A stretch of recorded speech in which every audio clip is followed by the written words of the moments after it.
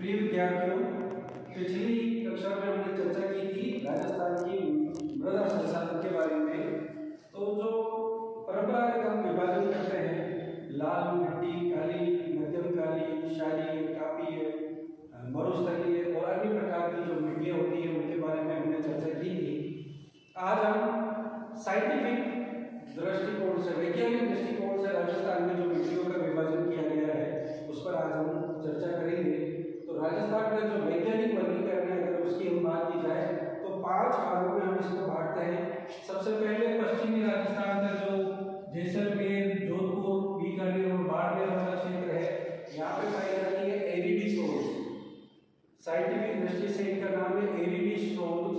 शुष्क क्षेत्रों में ये पाई जाती है और राजस्थान के पश्चिमी राजस्थान में के चारों जिलों में इसकी बहुतायत मिलती है। तो एरिडी सोल्स का जो कंसंट्रेशन है वह राजस्थान के पूर्णतया मरुस्थलीय जो पश्चिमी 4 जिले हैं उनमें हमको दिखाई देता है। उसके बाद साइंटिफिक दृष्टि से दूसरी जो प्रमुख मृदा आती है वह है एंटी सोल्स। उसका कंसंट्रेशन हमको मिलता है जालौर, सिरोही, पाली, नागौर, सीकर, झुंझुनू, चूरू, इस वाले क्षेत्र में हमको दिखाई देता है।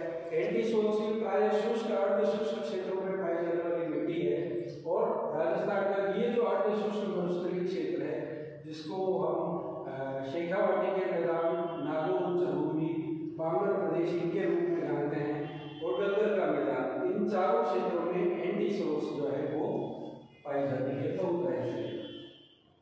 तीसरा आ जाती है एल्फी सोल्स। एल्फी सोल्स का कंसंट्रेशन मुख्यतः राजस्थान के पूर्वी मैदान वाले क्षेत्र में है।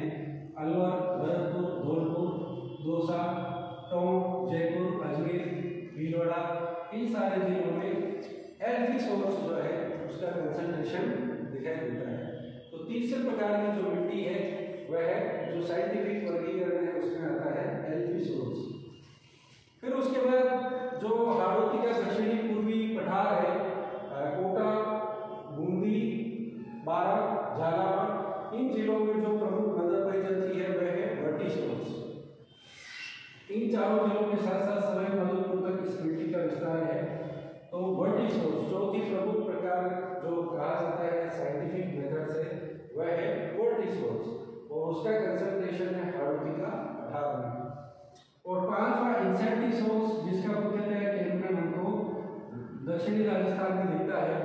अजमेर, भीलवाड़ा से लेकर के राजसमंद, उदयपुर, डूंगरपुर, बांसवाड़ा, प्रतापगढ़, चित्तौड़गढ़, ये जो क्षेत्र है इन क्षेत्रों में इंसेक्टी सोल्स इनका जो कंसंट्रेशन है वो दिखाई देता है। तो साइंटिफिक दृष्टि से, वैज्ञानिक दृष्टि से जो वर्गीकरण किया गया है उसमें हम देखेंगे एरिडी सोल्स, उसके बाद एंटी सोल्स, इस तरफ एल्फी सोल्स, इस प्रकार दक्षिणी पूर्वी हाड़ौती के पठार में वर्टी सोल्स और जो दक्षिणी राजस्थान का क्षेत्र है वहाँ पे इंसेक्टी सोल्स। इस प्रकार की 5 प्रकार की मिट्टियों में राजस्थान को विभाजित किया गया है। और मृदा संसाधन की दृष्टि से अगर हम देखेंगे तो राजस्थान का अधिकांश भाग जो प्राकृतिक परिवेश की प्रतिकूलता, वैसे मृदा संसाधन की दृष्टि से भी राजस्थान का जो अधिकांश भाग है वह उपजाऊ मिट्टी वाला नहीं है। बहुत काफी कम मात्रा में लगभग 25% भाग पूर्वी मैदान का और हाड़ौती के पठार का ऐसा बनता है जो पूर्वी, दक्षिणी और दक्षिणी पूर्वी राजस्थान है वहाँ जहाँ मृदा बहुत अधिक उपजाऊ है।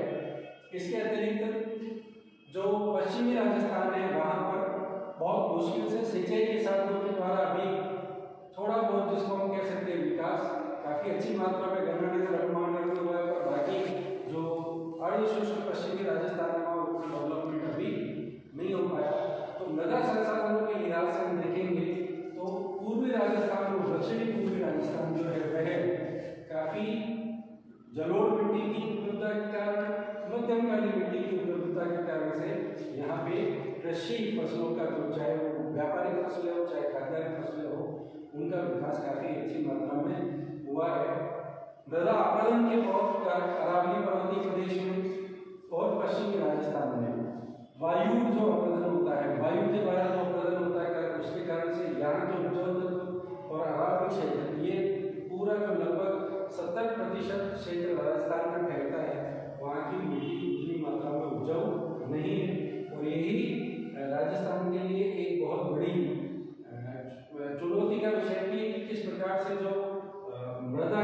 उपजाऊ मृदा की जो कमी है उसको किस तरह से दूर किया जाए।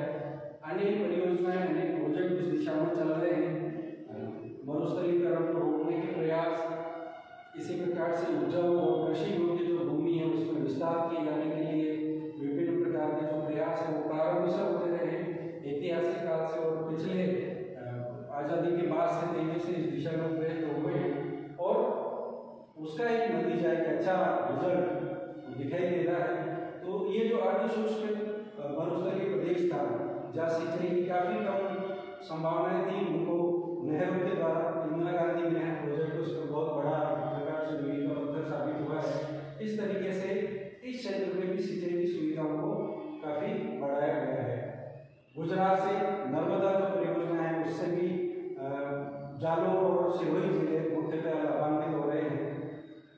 इस तरीके प्रकार से मृदा संसाधन को ज़्यादा से ज़्यादा उपयोगी बना करके किस तरह से उसका लाभ लिया जा सके, उस दृष्टि से राजस्थान में इस समय प्रयत्न चल रहे हैं।